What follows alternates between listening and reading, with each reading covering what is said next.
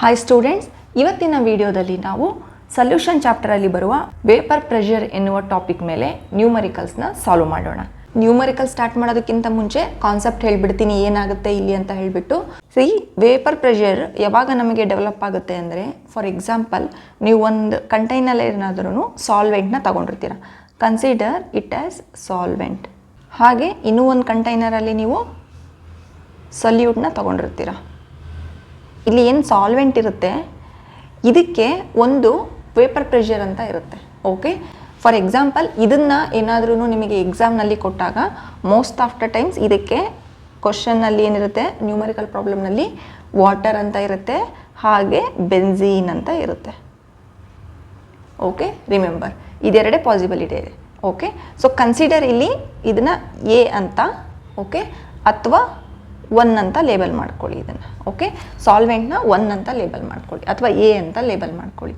Coming to the salute, ಇದಕ್ಕೆ ಸಹ ಒಂದು ವೇಪರ್ ಪ್ರೆಷರ್ ಇರುತ್ತೆ. ಓಕೆ, ಅದು ಸಲ್ಯೂಟ್ ಬಂದುಬಿಟ್ಟು ನಿಮಗೆ ಕ್ವಶನಲ್ಲಿ ಏನು ಮೆನ್ಷನ್ ಆಗಿರ್ಬೋದು ಅಂದರೆ, ಎನಿ ಅನ್ನೋನ್ ನೇಮ್ ಹೇಳಲ್ಲ, ಜಸ್ಟ್ ಸಲ್ಯೂಟ್ ಅಂತ ನಿಮಗೆ ಮೆನ್ಷನ್ ಮಾಡಿರ್ಬೋದು. ಓಕೆ, ಅನ್ನೋನ್ ಅಂತ ನಿಮಗೆ ಮೆನ್ಷನ್ ಆಗಿರ್ಬೋದು. Call it as B R 2 ಅಂತ ಹೇಳಿಬಿಟ್ಟು, ಅಥವಾ ಇದು non volatile non electrolytic solid ಅಂತ ಸಹ ಇದನ್ನು ಮೆನ್ಷನ್ ಮಾಡಿರ್ಬೋದು, ಅಥವಾ ಇದನ್ನು ಸಲ್ಯೂಟ್ ಅಂತಲೂ ನಿಮಗೆ ಲೇಬಲ್ ಮಾಡಿರ್ಬೋದು, ಅಥವಾ ಯೂರಿಯಾ ಅಂತ ಲೇಬಲ್ ಮಾಡಿರ್ಬೋದು, ಅಥವಾ ಗ್ಲೂಕೋಸ್ ಅಂತ ಲೇಬಲ್ ಮಾಡಿರ್ಬೋದು. ಓಕೆ, ಒಂದು ಕ್ವಶನ್ ಬಂದರೆ ನಿಮಗೆ ಆ ಕ್ವಶನಲ್ಲಿ H2O ಬೆನ್ಝೀನ್ ಅಂತ ಬಂದರೆ ಅದೆಲ್ಲ ಸಾಲ್ವೆಂಟ್ ಅಂತ ಕನ್ಸಿಡರ್ ಮಾಡಬೇಕು. ಓಕೆ, ಹಾಗೆ ಅನ್ನೋನ್ ಅಂತ ಏನಾದ್ರೂ B2 ಅಂತ ಏನಾದರೂ ಕೊಟ್ಟರೆ, ಅನ್ನೋನ್ ಲಿಕ್ವಿಡ್ ಅಥವಾ ಅನ್ನೋನ್ ನಿಮಗೆ B ಇದೆ, 2 ಇದೆ, ಅಥವಾ ನಾನ್ ವೊಲಟೈಲ್ ನಿಮಗೆ ನಾನ್ ಎಲೆಕ್ಟ್ರೋಲೈಟ್ ಸಾಲಿಡ್ ಇದೆ, ಅದರಲ್ಲಿ ಸಲ್ಯೂಟ್ ಇದೆ, ಅಥವಾ ಯೂರಿಯಾ ಇದೆ, ಗ್ಲೂಕೋಸ್ ಇದೆ ಅಂತ ಏನಾದರೂ ಈ ಟರ್ಮ್ ಯೂಸ್ ಮಾಡಿದ್ರೆ ಇನ್ನೊಂದು ಅದು ಬಂದುಬಿಟ್ಟು ಸಲ್ಯೂಟ್ ಆಗಿರುತ್ತೆ. ಓಕೆ, ಮಿಕ್ಕಿರೋದೇನು ಸಿಗುತ್ತೆ ನಮಗೆ, ಇದೆರಡರಿಂದ ಮಿಕ್ಸ್ ಮಾಡಿದ್ರೆ ವಿಲ್ ಗೆಟ್ ಸಲ್ಯೂಷನ್. ಇದನ್ನು ನೀವೇನಂತ ಕರಿಬೋದು, A+B ಅಥವಾ 1+2 ಅಂತ ಕರಿಬೋದು ಅಲ್ವಾ. ಜಸ್ಟ್ ಕನ್ಸಿಡರ್ ಇದನ್ನು 1+2 ಅಥವಾ 1-2 ಅಂತಲೇ ನೀವು ಕನ್ಸಿಡರ್ ಮಾಡಿ. ಓಕೆ, ನೆನ್ಪಿಟ್ಕೊಳ್ಳಿ A, B ಎರಡೂ ಅಪ್ಲೈ ಆಗುತ್ತೆ ಅಂತ ಹೇಳ್ಬಿಟ್ಟು. ಸೊ ನಾವು I am applying 1, 2, so this will become 1+2. So ಇದಕ್ಕೂ ಸ್ವಲ್ಪ ಇಲ್ಲಿ ವೇಪರ್ ಪ್ರೆಷರ್ ಬರುತ್ತೆ. ಸಿ, ಇಲ್ಲಿ ಸಾಲ್ವೆಂಟ್ ಇದೆ, ಇಲ್ಲಿ ಸಲ್ಯೂಟ್ ಇರುತ್ತೆ. ಓಕೆ, ಇಲ್ಲಿ ಸಲ್ಯೂಷನ್ ಎರಡು ಮಿಕ್ಸ್ ಆಗಿರೋದು ಇರುತ್ತೆ ಅಲ್ವಾ.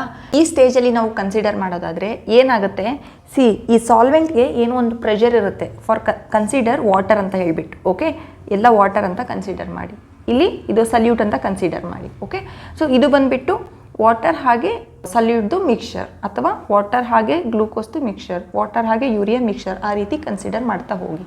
ಸಾಲ್ವೆಂಟ್, ಸಲ್ಯೂಟ್, ಸಲ್ಯೂಷನ್ ಏನಿರುತ್ತೆ ಅದಕ್ಕೆ ಅದರದ್ದೇ ಆದಂಥ ವೇಪರ್ ಪ್ರೆಷರ್ ಇರುತ್ತೆ. ಓಕೆ, ಇಲ್ಲಿ ಏನಾದ್ರೂ ಫಾರ್ ಎಕ್ಸಾಂಪಲ್ ಪ್ಯೂರ್ ಸ್ಟೇಟಲ್ಲಿದ್ದರೆ, ಯಾವುದು ಸಲ್ಯೂಟು ಸಾಲ್ವೆಂಟು, ಸಿ ಈ ಒಂದೇ ಕಂಟೈನರ್ ಬರೀ ಸಾಲ್ವೆಂಟ್ ಇದೆ ಅಲ್ವಾ, ಇಲ್ಲಿ ಒಂದೇ ಕಂಟೈನರ್ ಬರೀ ಸಲ್ಯೂಟ್ ಇದೆ, ಅಂದರೆ ಈ ಒಂದೇ ಕಂಟೈನರಲ್ಲಿ ಬರೀ 1 ಇದೆ, ಈ ಒಂದೇ ಕಂಟೈನರ್ ಬರೀ ಸಲ್ಯೂಟ್ ಇದೆ, ಅಂದರೆ ಇಲ್ಲಿ 2 ಇದೆ. ಇದೆರಡೂ ಸಹ ಪ್ಯೂರ್ ಫಾರ್ಮಲ್ಲಿದೆ. ಓಕೆ, ಸೊ ಪ್ಯೂರ್ ಫಾರ್ಮ್ನಲ್ಲಿದ್ದಾಗ ನಾವು ಏನು ಕೊಡ್ತೀವಿ ಅಂದರೆ, ನೇಮ್ ಬಂದುಬಿಟ್ಟು P1 P2 ಅಂತ ಏನು ಕೊಡ್ತೀವಿ, ಅದಕ್ಕೆ ಮೇಲೆ ನಾಟ್ ಅಂತ ಹಾಕ್ತೀವಿ.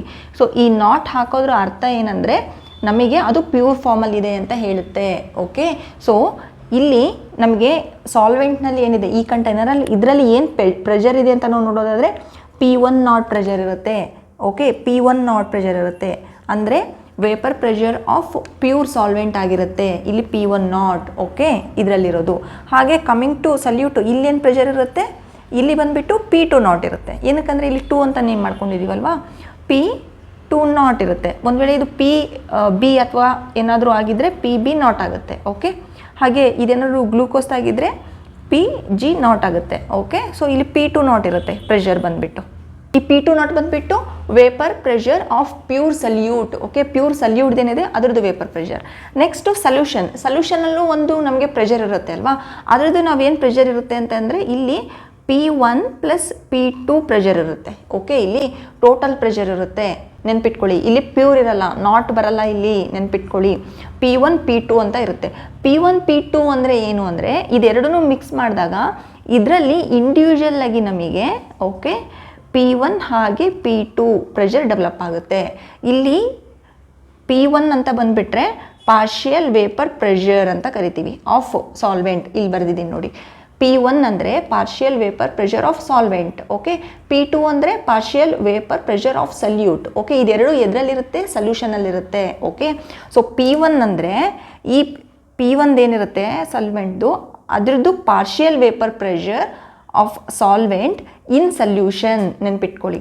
ಹಾಗೆ P2 ಅಂದರೆ partial vapour pressure of solute in solution. Okay, so ಇಲ್ಲೇನು ಪ್ರೆಷರ್ ಡೆವಲಪ್ ಆಗುತ್ತೆ ಅದು ಬಂದುಬಿಟ್ಟು P1 + P2 ಇರುತ್ತೆ. ಓಕೆ, ಈ P1 ಏನಿರುತ್ತೆ ಸಾಲ್ವೆಂಟು, ಇದು ಬಂದುಬಿಟ್ಟು ಪ್ಯೂರ್ ಇರಲ್ಲ, ಇಲ್ಲಿರೋದು ಪ್ಯೂರ್ ಇರುತ್ತೆ, ಇದು ಪ್ಯೂರ್ ಇರಲ್ಲ.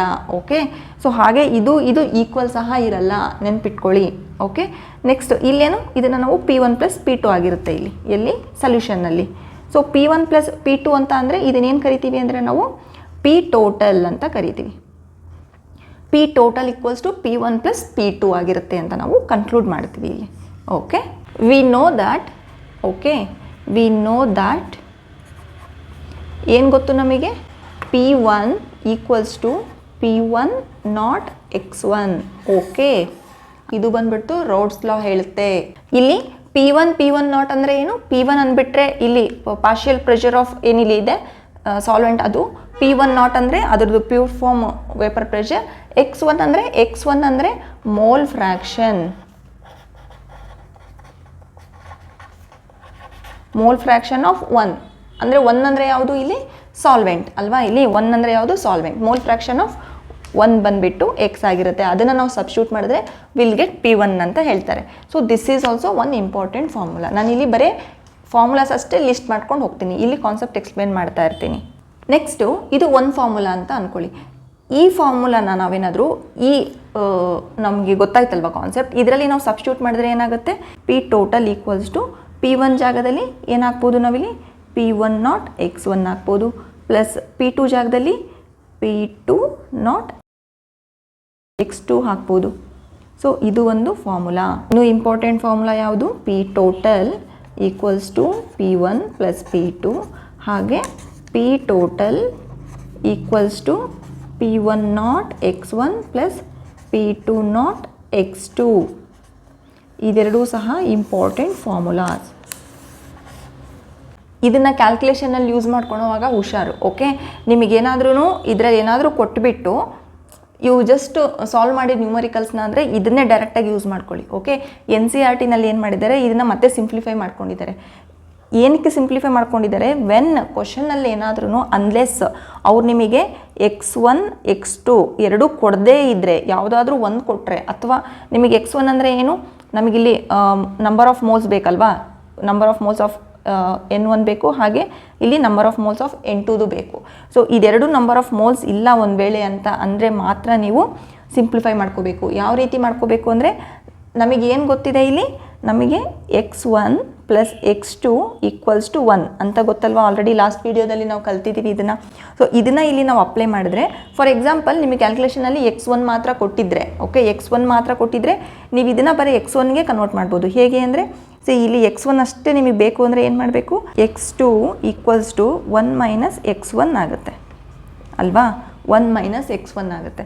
ಸೊ ಈ 1 - X1ನ ಇಲ್ಲಿ ಸಬ್ಸ್ಟಿಟ್ಯೂಟ್ ಮಾಡಿ. ಆವಾಗ P total equals to X1 P2, X2 ಬದಲು 1 - X1 ಅಂತ ಬರ್ಕೋಬೋದು. ಸೊ ಆವಾಗ ನೀವು ಇದನ್ನು ಸಾಲ್ವ್ ಮಾಡ್ಕೋಬೋದು. ಓಕೆ, ನಿಮಗೆ X1 ಮಾತ್ರ ಕೊಟ್ಟಿದ್ರೆ. ಅದೇ ರೀತಿ X2 ಕೊಟ್ಟಿದ್ರೆ, X1 ಕೊಟ್ಟಿಲ್ಲ ಅಂದರೆ ಇಲ್ಲಿ X2ನ ನೀವು ಸಿಂಪ್ಲಿಫೈ ಮಾಡ್ಕೊಳ್ಳಿ. ಅಂದರೆ ಇನ್ಸ್ಟೆಡ್ ಆಫ್ X1 ನೀವು ಇಲ್ಲಿ 1 - X2 ಅಂತ ಬರ್ಕೋಬೇಕು. ಓಕೆ, ಆ ರೀತಿ ಬರ್ಕೋಬೇಕು. ಬಟ್ ಇದನ್ನು ನೀವು ಈ ಥರ ಮಾಡ್ತಾ ಹೋದರೆ ನಿಮಗೆ ಕಾಂಪ್ಲಿಕೇಟೆಡ್ ಆಗುತ್ತೆ. So I am finalising here, but you should know ಈ ಕಾನ್ಸೆಪ್ಟ್. ಇದನ್ನು ಕೊಡೋದು ತುಂಬ ರೇರ್ ಕೇಸ್, ಅದಕ್ಕೆ ನಾನು ಇದಕ್ಕೆ ಫೈನಲೈಸ್ ಮಾಡ್ತಾ ಇರೋದು. ಓಕೆ, ನೆಕ್ಸ್ಟು ಒಂದು ವೇಳೆ ನಾವೇನಾದರೂ ನಾನ್ ವಾಲಟೈಲ್ ಸಲ್ಯೂಟ್ನ ಆ್ಯಡ್ ಮಾಡಿದ್ರೆ ಈ ವಾಟರ್ಗೆ, ಈ ಸಲ್ಯೂಟ್ ಏನಿರುತ್ತೆ ಇದೇನಾದರೂ ಒಂದು ವೇಳೆ ನಾನ್ ವಾಲಟೈಲ್ ಆದರೆ, okay, for example glucose, okay, ಈ ರೀತಿ ನಾನ್ ವಾಲಟೈಲ್ ಹಾಕಿದಾರಲ್ಲ, ಈ ರೀತಿ ನಾನ್ ವಾಲಟೈಲ್ ಏನಾದ್ರೂ ಆದರೆ ಸಾಲ್ಯೂಟ್, ಅವಾಗ ಏನಾಗುತ್ತೆ ಅಂದರೆ, ನಾನ್ ವಾಲಟೈಲ್ ಸಲ್ಯೂಟ್ಗೆ ಅಲ್ಲಿ ಬಂದುಬಿಟ್ಟು ವೇಪರ್ ಪ್ರೆಷರ್ ಇರಲ್ಲ. Okay, so vapour pressure P2 equals to 0 ಆಗುತ್ತೆ. ಓಕೆ, ಹಾಗೆ ಇಲ್ಲಿ ಪಾರ್ಷಿಯಲ್ ವೇಪರ್ ಪ್ರೆಷರ್ ಏನಾಗುತ್ತೆ, ಈ P2 ಇದು ಸಹ 0 ಆಗುತ್ತೆ.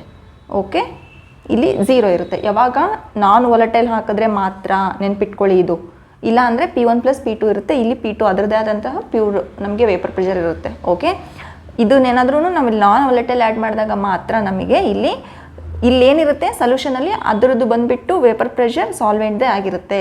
ಓಕೆ, ಇಲ್ಲಿ ಪಾರ್ಷಿಯಲ್ ಪ್ರೆಷರ್ ಆಫ್ P1 ಏನಿರುತ್ತೆ ಅದೇ ಪಾರ್ಷಿಯಲ್ ಪ್ರೆಷರ್ ಬಂದುಬಿಟ್ಟು ನಮಗೆ ಇಲ್ಲಿ ಸೊಲ್ಯೂಷನ್ದು ಆಗಿರುತ್ತೆ. ಯಾವಾಗ ನಮಗೆ ನಾನ್ ವಾಲಟೈಲ್ ಸಲ್ಯೂಟ್ನ ಆ್ಯಡ್ ಮಾಡಿದಾಗ ವಾಟರ್ಗೆ, ಓಕೆ, ಅಥವಾ ನಾನ್ ವಾಲಟೈಲ್ ಸಲ್ಯೂಟ್ನ ಬೆನ್ಝೀನ್ ಅಥವಾ ಇಲ್ಲೇನು ಸಾಲ್ವೆಂಟ್ ಇರುತ್ತೆ ಅದಕ್ಕೆ ಆ್ಯಡ್ ಮಾಡಿದಾಗ ನಮಗೆ P2 ನಾಟ್ 0 ಇರುತ್ತೆ, P1 ಮಾತ್ರ ಇಲ್ಲಿ ನಮಗೆ ಸೊಲ್ಯೂಷನಲ್ಲಿ ಇರುತ್ತೆ. ಅಂದರೆ ಸಾಲ್ವೆಂಟ್ದು ಏನು ನಮಗೆ ಪಾರ್ಷಿಯಲ್ ವೇಪರ್ ಪ್ರೆಷರ್ ಇರುತ್ತೆ ಅದೇ ನಮಗೆ ಸೊಲ್ಯೂಷನ್ದು ವೇಪರ್ ಪ್ರೆಷರ್ ಆಗಿರುತ್ತೆ. ಏನಕ್ಕಂದರೆ P2 0 ಆಗಿರುತ್ತೆ. This only applies when non volatile salute ನಾವು ಆ್ಯಡ್ ಮಾಡಿದಾಗ at same temperature. Next important formula ಯಾವುದು ಅಂದರೆ ಲೋವರಿಂಗ್ ಆಫ್ ವೇಪರ್ ಪ್ರೆಷರ್. ಇದು ತುಂಬಾ ಇಂಪಾರ್ಟೆಂಟ್. ಓಕೆ, ಇದು ತುಂಬಾ important. Most of the students ಇದನ್ನು ಅರ್ಥ ಮಾಡ್ಕೊಳಲ್ಲ. Okay, see, lowering of vapour pressure ಅಂದರೆ ಏನು ಅಂದರೆ P1 - P1 ಅಂತ ಅರ್ಥ. ಅದು ಹೇಗೆ ಅಪ್ಲೈ ಆಗುತ್ತೆ ಅಂದರೆ ಇಲ್ಲಿ ನಮಗೇನೋ ಒಂದು P1 ಇರುತ್ತೆ, ಅಂದರೆ ಪ್ಯೂರ್ ಫಾರ್ಮಲ್ಲಿ ನಮಗೆ ಸಾಲ್ವೆಂಟ್ ಇರುತ್ತೆ ಪ್ರೆಷರ್ ಅಲ್ವಾ. ಸೊ ಆ ಪ್ರೆಷರ್ ಇಲ್ಲಿ ಸೊಲ್ಯೂಷನಲ್ಲಿ ಏನಾಗುತ್ತೆ ನಮಗೆ P1 ಆಗುತ್ತೆ. ಓಕೆ, ಸೊ ಈ ಸಾಲ್ವೆಂಟ್ನಲ್ಲಿ ಪ್ರೆಷರ್ ಏನಿರುತ್ತೆ ಅಲ್ಲ ಅದು ಯಾವಾಗಲೂ ಸ್ವಲ್ಪ ಜಾಸ್ತಿ ಇರುತ್ತೆ. ಓಕೆ, ಅದೇ ನಮಗೆ ವೇಪರ್ ಪ್ರೆಷರ್ ಸೊಲ್ಯೂಷನಲ್ಲಿ ಎಷ್ಟಾಗುತ್ತೆ ಅಂದರೆ ಕಡಿಮೆ ಇರುತ್ತೆ. ಓಕೆ, ಅಂದರೆ ಫಾರ್ ಎಕ್ಸಾಂಪಲ್ ನಮಗೆ P1 ಏನಾದ್ರೂ ಒಂದು 25 ಬಾರ್ ಇದ್ದರೆ, ಓಕೆ, ಕಿಲೋ ಬಾರ್ ಇದ್ದರೆ ಅದು ನಮಗೆ ಸೊಲ್ಯೂಷನ್ ಫಾರ್ಮ್ನಲ್ಲಿ 21 ಕಿಲೋ ಬಾರ್ ಆಗಿರುತ್ತೆ.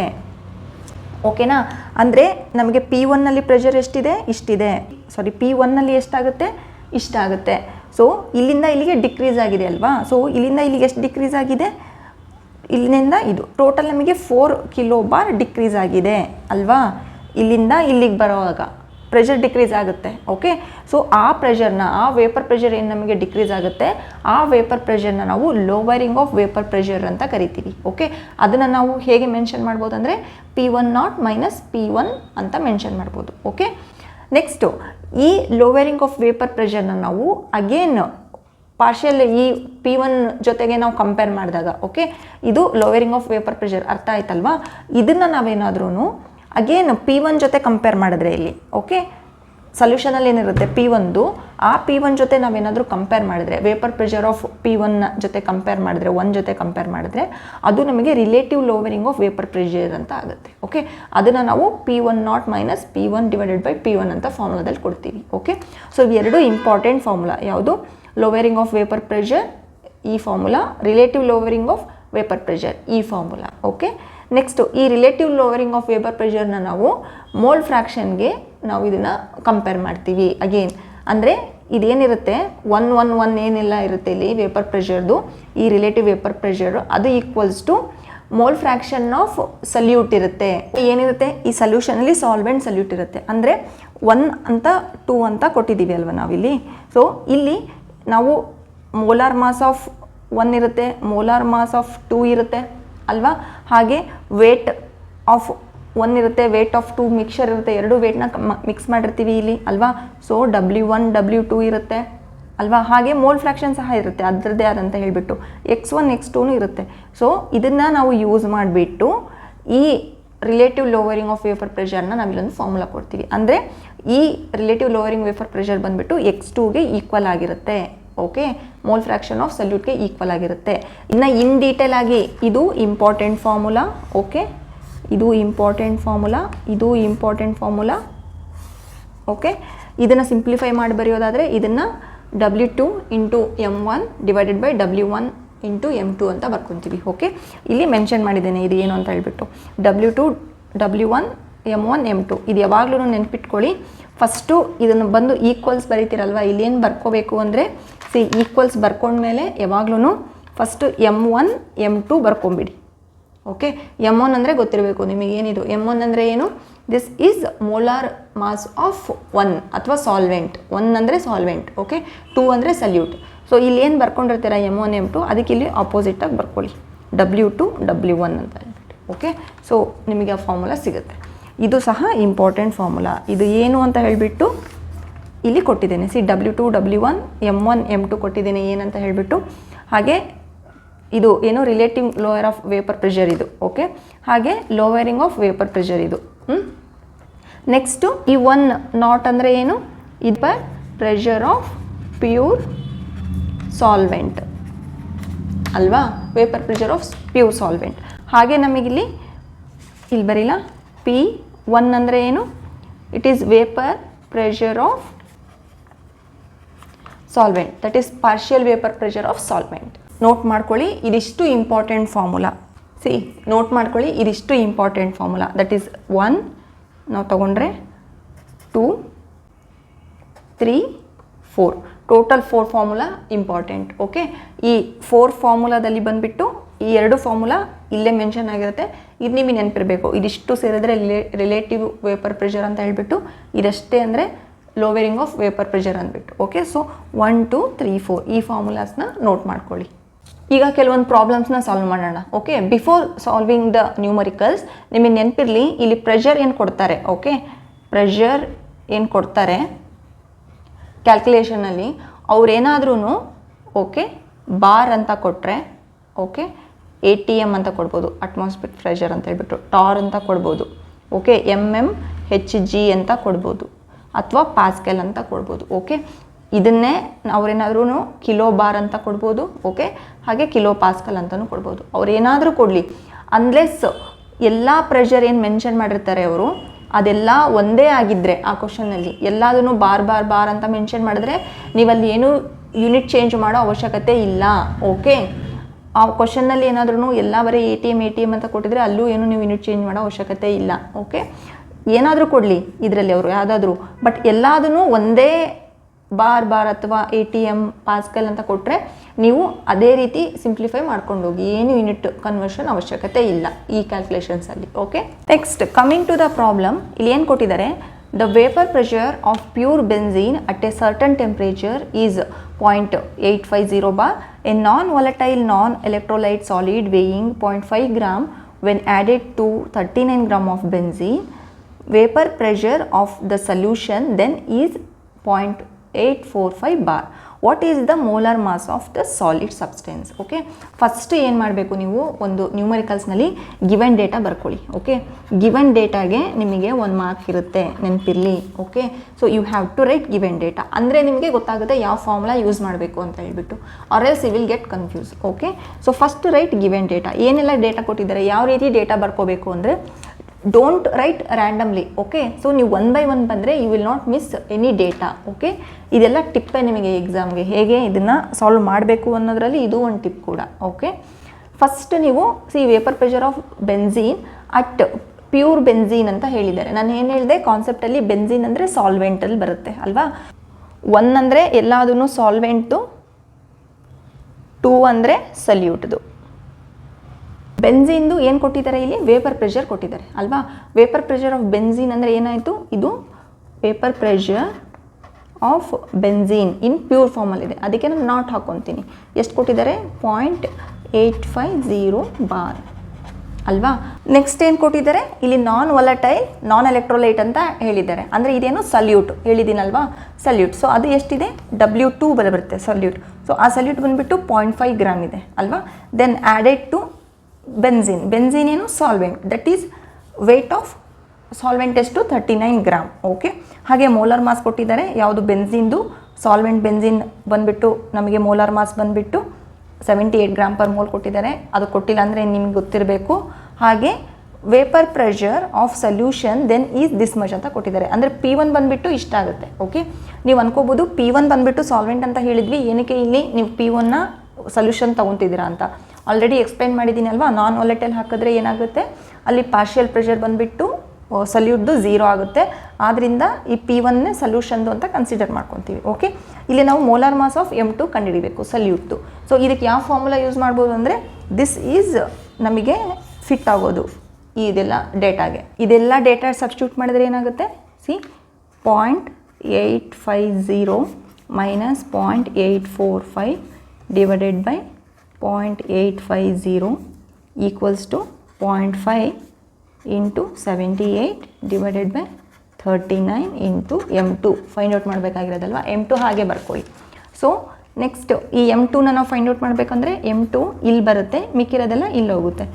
39 ಹಾಗೆ ಇಟ್ಕೊಳ್ಳಿ, ಇದಿಷ್ಟನ್ನು ಡಿನಾಮಿನೇಟರಿಗೆ ತಗೊಳ್ಳಿ. ಮೇಲೆ ನ್ಯೂಮರೇಟರ್ ಸಿಂಪ್ಲಿಫೈ ಮಾಡಿದ್ರೆ 33.15 ಬರುತ್ತೆ, ಕೆಳಗಡೆ 0.195 ಬರುತ್ತೆ. The answer will be 170. Unit ಬಂದುಬಿಟ್ಟು ಗ್ರಾಮ್ ಪರ್ ಮೋಲ್ ಇರುತ್ತೆ. ಓಕೆ, ಐ ಹೋಪ್ ಇವತ್ತಿನ ನ್ಯೂಮರಿಕಲ್ಸ್ ಪಾರ್ಟ್ ನಿಮಗೆ ಅರ್ಥ ಆಗಿದೆ ಅಂತ ಹೇಳಿಬಿಟ್ಟು ಇಂಪಾರ್ಟೆಂಟ್ ಫಾರ್ಮುಲಾಸ್ ಎಲ್ಲ ಕ್ಲೀನಾಗಿ ಬರ್ಕೊಳ್ಳಿ. ಓಕೆ, ಬಿಕಾಸ್ ಈ ಸಲ 2024ಅಲ್ಲಿ ನಿಮಗೆ 3 ಮಾರ್ಕ್ಸಿಂದ ಓಕೆ 2 ನ್ಯೂಮರಿಕಲ್ಸ್ ಕಂಪಲ್ಸರಿ ಇದೆ ಪ್ರಾಬ್ಲಮ್ಸ್. ಓಕೆ, ಸೊ ನಿಮಗೆ ಇಲ್ಲಿ 6 ಮಾರ್ಕ್ಸ್ ಕಂಪಲ್ಸರಿ ನ್ಯೂಮರಿಕಲ್ಸಿಂದನೇ ಬರೋದು. Okay, so please go through this video once again. ಏನೆಲ್ಲ ಎಕ್ಸ್ಪ್ಲೇನ್ ಮಾಡಿದ್ದೀನಿ ಕ್ಲೀನಾಗಿ ಗೋ ಥ್ರೂ ಮಾಡಿ, so you will get the clarity.